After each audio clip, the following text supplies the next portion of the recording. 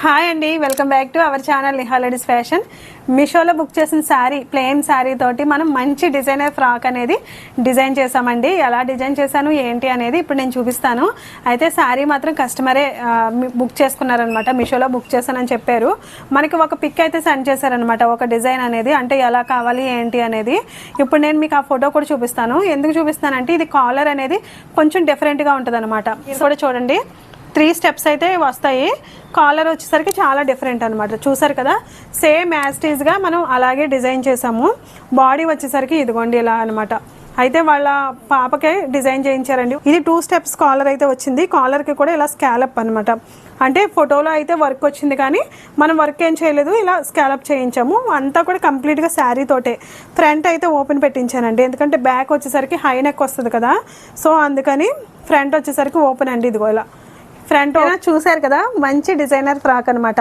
అయితే కింద వచ్చేసరికి 3 స్టెప్స్ వచ్చింది. చూసారు కదా, 1 2 3 మొత్తం ఇదంతా కూడా ఏంటంటే జిగ్జాగ్ చేయించానండి. జిగ్జాగ్ చేయించి మొత్తం 3 స్టెప్స్ కింద పెట్టాను అనమాట. స్టెప్కి కూడా ఇదిగో చూసారు కదా. అయితే ఇది మదర్ వాళ్ళ పాపకైతే డిజైన్ చేయించారండి. తను లండన్లో ఉంటుంది. ఇప్పుడు కొరియర్ చేయాలన్నమాట. సో ఇది హ్యాండ్ వచ్చేసరికి ఇలా.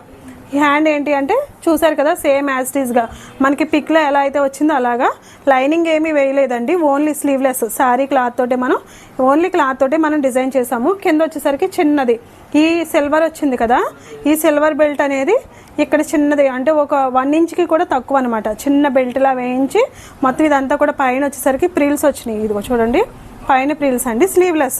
బ్యాక్ అయితే హై నెక్ అనమాట. కంప్లీట్గా బ్యాక్ ఏమి ఓపెన్ ఉండదు.